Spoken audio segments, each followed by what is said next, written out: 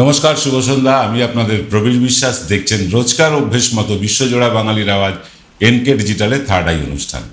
দেখুন, 110 বা 220 নয়, একেবারে পুরো 440 ভোল্টের ঝটকায় কুপকাত পশ্চিমবঙ্গ বিধানসভার স্পিকার সহ ঋতব্রত শিবিরের তৃণমূল লবি। এরপরে আদৌ কি থাকবে তথাকথিত ভালো তৃণমূল, নাকি দলহীন বিধায়ক হয়েই কাটাতে হবে আগামী 57টা মাস? না, একেবারেই খারিজ হয়ে যাবে তৃণমূলের বিরোধী গোষ্ঠী বিধায়কদের পদ? এইসব প্রশ্নেরই উত্তর আজ খুঁজবো থার্ড আইতে। আগে বলি আদালতে কি হয়েছিল, তারপরে না হয় বলবো দিল্লি এবং কলকাতা তৃণমূলের বিদ্রোহী শিবিরের ভবিষ্যৎ নিয়ে। আপনারা জানেন যে পশ্চিমবঙ্গের বিধানসভায় মাননীয় অধ্যক্ষ ঋতব্রত ব্যানার্জিকে লিডার অফ অপোজিশন বা বিরোধী দলনেতা হিসেবে স্বীকৃতি দিয়েছেন। আর এই নিয়েই যত গোলমালের সূত্রপাত। তৃণমূল কংগ্রেসের নেতৃত্ব শোভনদেব চট্টোপাধ্যায়কেই বিরোধী দলনেতা হিসাবে চেয়েছিলেন। এই নিয়ে বিতণ্ডার সূত্রপাত। মামলাটা পৌঁছে যায় একেবারে কলকাতা হাইকোর্ট পর্যন্ত। সরকার পক্ষে অবতীর্ণ হন স্বয়ং অ্যাডিশনাল সলিসিটর জেনারেল, আর কালীঘাট তৃণমূলের পক্ষে উপস্থিত হয়েছিলেন প্রথিতযশা আইনজীবী তথা সাংসদ মাননীয় কল্যাণ বন্দ্যোপাধ্যায়। মাননীয় বিচারপতি কৃষ্ণরাওয়ের বেঞ্চে মামলাটা উঠতেই বিচারপতি কৃষ্ণরাওকে খানিকটা অন্য মুডে দেখা যায়। প্রথমেই বিচারপতি কৃষ্ণরাও অ্যাডিশনাল সলিসিটর জেনারেলকে প্রশ্ন করেন যে সবার আগে বলুন, স্পিকার বিরোধী দলনেতা কিভাবে মনোনয়ন করেন? মনোনয়নটা কিভাবে হয়? তার চেম্বারে বসে করেন নাকি বিধানসভা হাউসের মধ্যে করেন? অ্যাডিশনাল সলিসিটর জেনারেল জবাব দেন, স্যার, স্পিকার হাউসের মধ্যেই বিরোধী দলনেতার মনোনয়ন করেন। পাল্টা প্রশ্ন করেন বিচারপতি কৃষ্ণরাও, তাহলে স্পিকার কিভাবে চেম্বারে বসেই বিরোধী দলনেতাকে মনোনয়ন করলে? এই প্রশ্নের উত্তর কিছুই ছিল না কিন্তু সরকারি আইনজীবী বা অ্যাডিশনাল সলিসিটর জেনারেলের কাছে।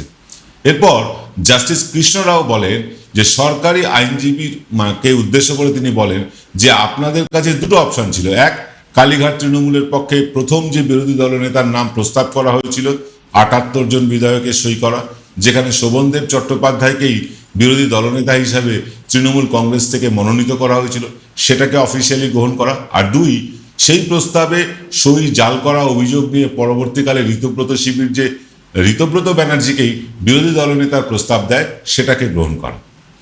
যখন প্রথম প্রস্তাব তৃণমূলের পক্ষ থেকে বিরোধী দলনেতার জন্য স্পিকারকে দেওয়া হলো, তখন প্রধান বিরোধী দল হিসেবে তৃণমূলের প্রস্তাবকে মান্যতা দিয়ে শোভনদেব চট্টোপাধ্যায়কে বিরোধী দলনেতা হিসেবে স্বীকৃতি না দিয়ে আপনারা চুপ করে বসে রইলেন কেন?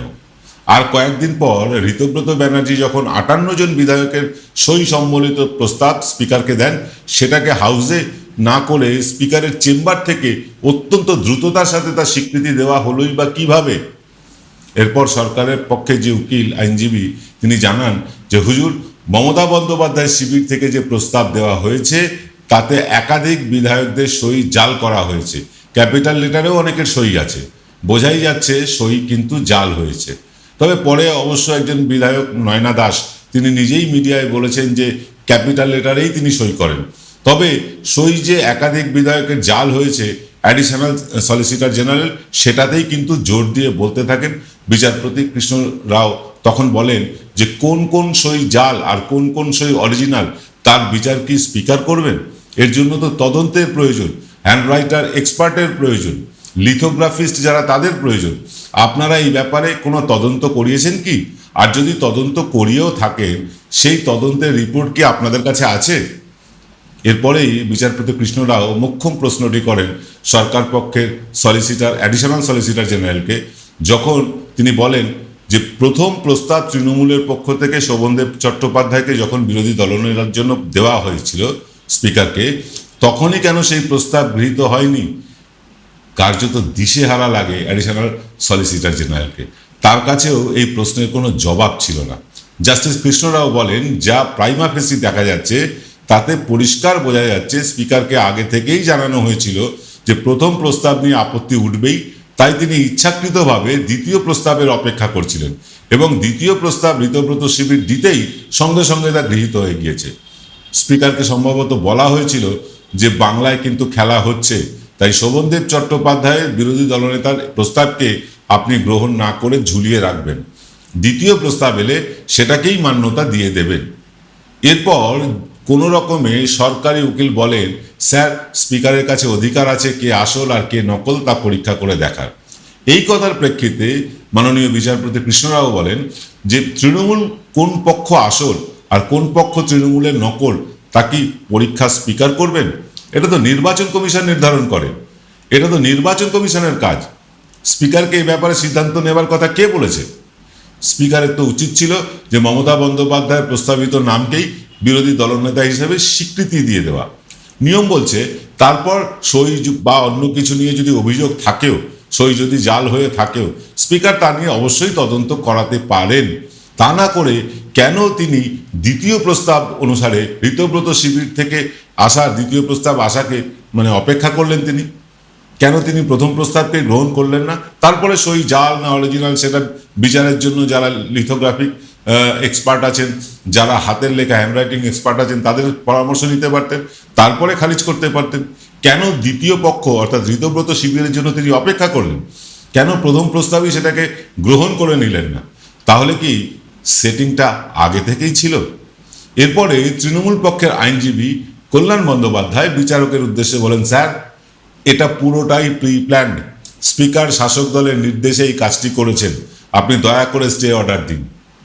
বিচারপতি কৃষ্ণনাথ কল্যাণ ব্যানার্জির উদ্দেশ্যে এরপরে বলেন, আপনার কথা ঠিক বলছেন আপনি, তবে অপর পক্ষকেও কিছুটা সময় দিচ্ছি, তারপরেই কিন্তু ফয়সালা হবে। আপনারা নিশ্চয়ই বুঝতে পারছেন মামলাটা কোন দিকে গড়াচ্ছে বা মামলার ফলাফল কি হতে পারে। এরপরে ঋতব্রত শিবির বেশ কিছুটা ব্যাকফুটে। তাদের ভবিষ্যৎ কি হতে পারে এই নিয়ে আইনজীবীদের পরামর্শ আমরা নিয়েছি, তাদের সাথে তাদের কথা আপনাদেরকে জানাবো। তবে তার আগে আসুন একটু দিল্লি ঘুরে আসি। দিল্লি ঘুরতেই হবে, কারণ বিদ্রোহী শিবির দিল্লিতেও আছে। দিল্লিতে হইচই, তৃণমূলের প্রতীকে জিতে হঠাৎ এনসিপিআই নামের একটা ভুঁইফোড় দলে চলে গেলেন 20 জন সাংসদ। কেন? এবং যাবার পরে যাঁদের বিরুদ্ধে লড়াই করে এই 20 জন সাংসদ হয়েছেন, সেই বিজেপির নেতৃত্বে চলা এনডিএকে সমর্থন করা নিয়ে চাপানুতো শুরু হয়ে গেছে। এর মধ্যে অবশ্য 3 জন প্রকাশ্যেই জানিয়ে দিয়েছেন তারা না এনডিএ জোটে আছেন, না বিজেপিতে যাবার কোনো প্রশ্ন আছে। মানে দাঁড়ালো তৃণমূলের 28 জন সাংসদের 1/3 সাংসদ তথাকথিত এনসিপিআইতে নেই। 1/3 হচ্ছে 20 জন। 20 জন এনসিপিআইতে নেই, আছেন 17 জন। ফলে দলত্যাগ বিরোধী আইন অনুযায়ী বাকি 17 জন সাংসদের পদ খারিজ হয়ে যাবার এবং তারপরে নতুন করে আবার নির্বাচন হওয়ার সম্ভাবনা কিন্তু দেখা দিয়েছে।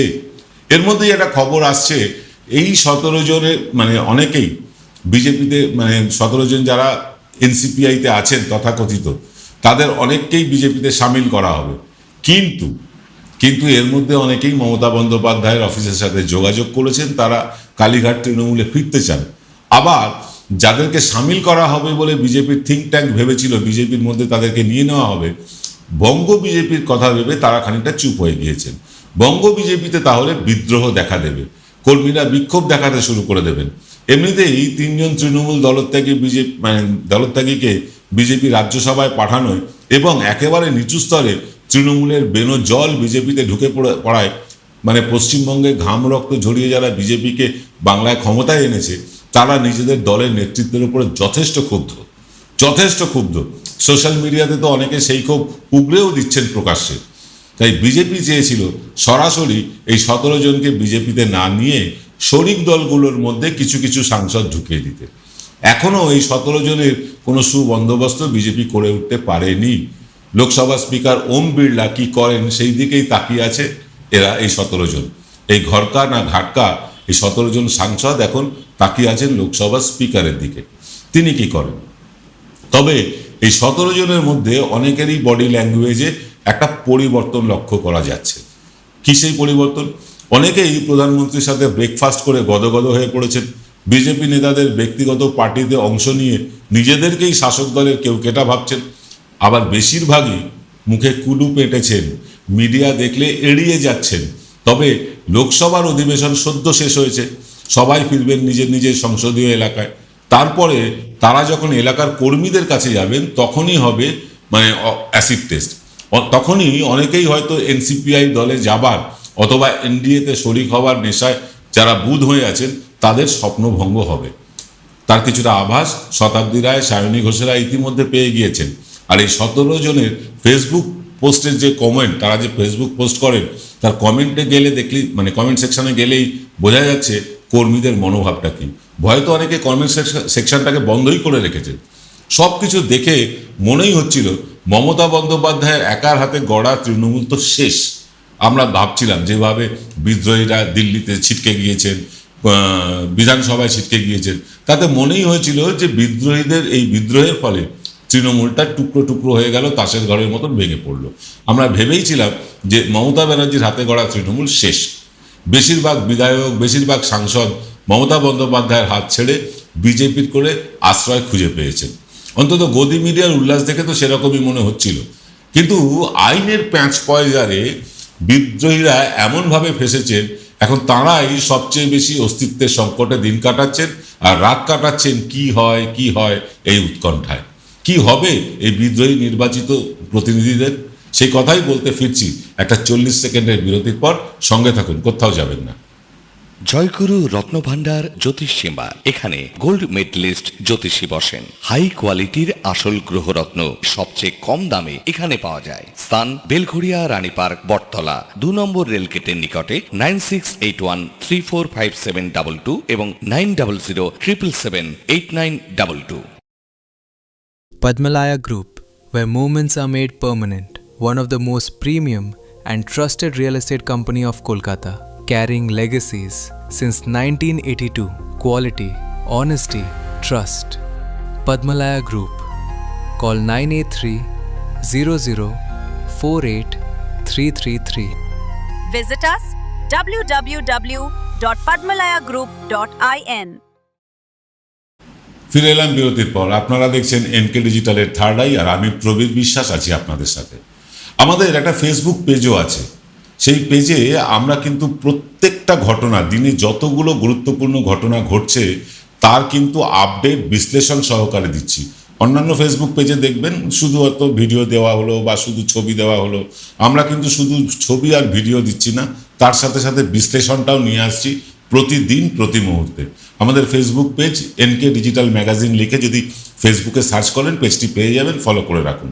আর এই যে দুটো চ্যানেল, বংবাদ এবং এনকে ডিজিটাল, তার সাথে এই ফেসবুক পেজ, এ চালানোর একটা বিরাট ব্যয় সাপেক্ষ ব্যাপার। আপনারা বুঝতেই পারছেন, সারা দিনের কর্মকাণ্ড, সোম থেকে শনি, মানে সপ্তাহে 6 দিন বিশাল কর্মকাণ্ড করতে হয় এই সব কটা বিষয়কে মানে পরিচালনা করতে গিয়ে। আর যার ফলে আমাদের খরচের বহরটাও অনেক বেশি। সেই খরচের দায়ভার আপনাদের মধ্যে অনেকেই নিজের কাঁধে নিয়ে নিয়েছেন। অনেকেই আমাদের পাশে এসে দাঁড়িয়েছেন আর্থিক অনুদান নিয়ে। যারা আমাদের আর্থিক অনুদান দিতে চান তাদেরকে বলবো, আমরা একখানা কিউআর কোড আপনাদের দেখাচ্ছি। এই যে কিউআর কোডটা দেখতে পাচ্ছেন, এই কিউআর কোডটা যদি আপনারা এই মুহূর্তে স্ক্যান করেন, তাহলে আমাদেরকে আপনারা সাধ্যমতো আর্থিক সাহায্য পাঠান এবং পাঠিয়ে আমাদের এই বিশাল কর্মকাণ্ড, সপ্তাহে 6 দিনের সারা দিনের কর্মকাণ্ড, তাতে আপনারা যদি মানে সাহায্য পাঠান, আমরা উপকৃত হই। কারণ আমাদের চ্যানেলে পেছনে কোনো বড় ব্যবসায়ী গোষ্ঠী নেই, আমাদের চ্যানেলের পেছনে কোনো রাজনৈতিক দল নেই, আমরা কোনো সরকারি বিজ্ঞাপন পাই না। আমরা এই চ্যানেল দুটো এবং ফেসবুক পেজটি চালাই শুধুমাত্র আপনাদের সাহায্য নিয়ে। আপনারা এগিয়ে এসে আমাদের সাহায্য করলে চ্যানেল চালাতে আমাদের সুবিধা হবে। যাই হোক, ফিরি আজকের অনুষ্ঠানে। দেখুন, ঋতব্রত শিবির নির্বাচন কমিশনের কাছে দাবি জানিয়েছে তারাই নাকি আসল তৃণমূল, মমতা ব্যানার্জি ট্যানার্জি সব ফালতু। কিন্তু মানে জানালেই তো হবে না, দাবি জানালে হয় না, প্রপার ডকুমেন্টস তো দিতে হয়। কিন্তু ঋতব্রত ব্যানার্জিরা কোথায় পাবেন রেজিস্ট্রেশনের কাগজপত্র? আর লোকসভায় যারা নিজেদের এনসিপিআই বলে দাবি করছেন, তারা কি জানতেন না লোকসভায় হাওড়ার প্রত্যন্ত অঞ্চলের এই দলটির লোকসভাতে রেজিস্ট্রেশনই নেই? লোকসভার শেষ দিন পর্যন্ত এই 20 জনকে তৃণমূলের সাংসদ হিসাবেই দেখানো হয়েছে। অভিষেক ব্যানার্জি, যিনি নাকি 20-25টা সুটকেস নিয়ে আমেরিকায় পালিয়ে গিয়েছেন বলে মিডিয়া বাজার গরম করলো, সেই অভিষেক ব্যানার্জি সংসদ ভবনে দাঁড়িয়ে স্পষ্ট করে দিলেন স্পিকারের কাছে যে এই ব্যাপারে মানে স্পিকারের মন্তব্য কী, তাদেরকে কেন সিপিআই বলে দেখানো হচ্ছে না, কেন এআইটিসি বলে দেখানো হচ্ছে। তবে যখন কোনো বিলে বোতাম টিপে ভোটাভুটি হবে, তৃণমূল যদি হুইপ জারি করে যে সরকারের বিপক্ষেই ভোট দিতে হবে, আর সেই হুইপ না মানলে সাংসদ পদ কিন্তু খারিজ হয়ে যাবে। আবার 20 জনের মধ্যে 3 জন যদি তৃণমূলের পক্ষেই থেকে যায়, মানে কালীঘাট তৃণমূলের পক্ষে থেকে যায়, তাহলেও দলত্যাগ বিরোধী আইনে 17 জন সাংসদের পদ চলে যাবে। প্রধানমন্ত্রীর কাছে ব্রেকফাস্ট করে এসে গদগদভাবে মিডিয়া বাইট দেওয়া তখন আর যাবে না, মানুষ এদেরকে আর চিনবেন না। আর প্রত্যেকেই জানেন 17 জনের 17 জনই জানেন যে ফের নির্বাচনে যেতে হলে কোনো রাজনৈতিক দলের সাপোর্ট ছাড়া তাদের আর ফিরে আসার কোনো সম্ভাবনা নেই লোকসভায়। উপনির্বাচনে বিজেপি যদি এই 17 জনের একজনকেও পদ্মচিহ্নে দাঁড় করায়, তাহলে বিজেপির নিচুতলার কর্মীদের মধ্যে যে ক্ষোভ হবে তা সামাল দেওয়া মুশকিল হয়ে যাবে বঙ্গ বিজেপির পক্ষে। এমনি বঙ্গ বিজেপিতে বহু ফাটল, বহু লবি, তার মধ্যে যদি তৃণমূল থেকে প্রার্থী এনে দাঁড় করানো হয়, সেই লবি কিন্তু লবির যে ফাটল, সেই ফাটল কিন্তু আরও দীর্ঘতর হবে, আরও চড়া হবে, যার এফেক্ট সরাসরি 29-এর নির্বাচনে পড়বে। আর তৃণমূলের সাথে যারা বেইমানি করে চলে গিয়েছেন, তৃণমূলও তাদের আর টিকিট দেবে না। ফলে আগামী লোকসভা অধিবেশনে এই 17 জনের রাজনৈতিক ভবিষ্যৎ স্থির হয়ে যাবে। আসুন আবার বাংলায় ফিরে আসি। ঋতব্রত ব্যানার্জিকে বিরোধী দলনেতা করবার জন্য যে প্রস্তাব বিধানসভায় মাননীয় স্পিকারের কাছে জমা দেওয়া হয়েছে, তার আগেই ঋতব্রত ব্যানার্জিকে তৃণমূল বহিষ্কার করেছে।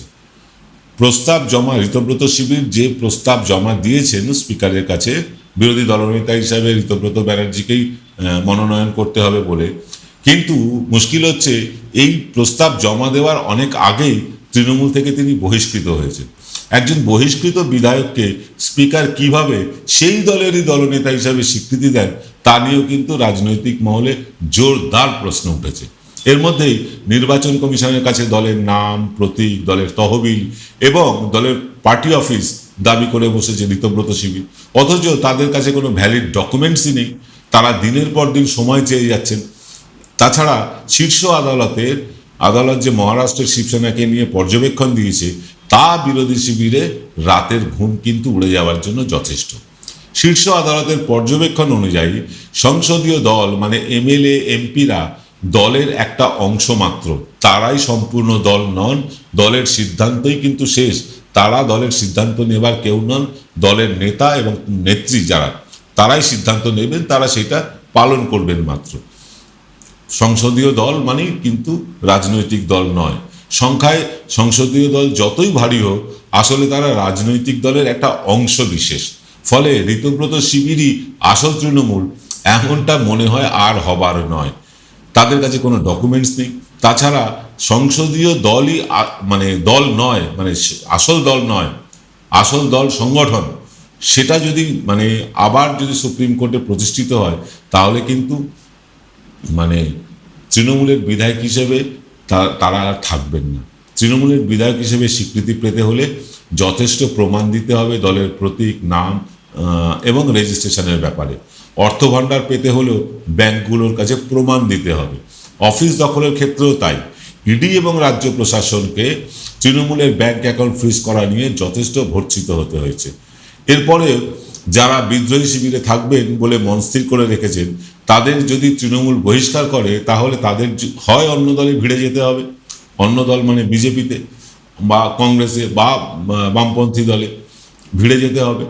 যদি বিরোধী দলনেতা এবং পাবলিক অ্যাকাউন্টস কমিটি সহ অন্যান্য যে কমিটি আছে তাতে থাকতে যদি হয় তাতে, আর যদি তাদের বিধায়ক পদ যাবে না, যদি তারা সেটা না করেন, যে অন্য দলে না ভেড়েন, তাহলে কি হবে? তাদের বিধায়ক পদটা থাকবে, তারা বিধায়ক হিসাবে থাকবেন, কিন্তু দলহীন বিধায়ক হিসাবে কাটাতে হবে আগামী 5 বছর। আর যাদের দলই নেই, তাদের মধ্যে থেকে বিরোধী দলনেতা হওয়ার কোনো প্রশ্নই নেই। ফলে আজ যারা বিদ্রোহী, কাল তারা ধোবিকা কুত্তাই হয়ে থাকবে, না ঘরকা না ঘাটকা। তবে তার জন্য আরও কয়েকটা মাস অপেক্ষা করতে হবে আমাকে, আপনাকে, আমাদের বাংলার মানুষকে। আজ এই পর্যন্ত। আগামীকাল সকালে ফিরছি বংবাদ চ্যানেলে এক্স ফ্যাক্টর নিয়ে। ভালো থাকবেন সবাই। শুভরাত্রি।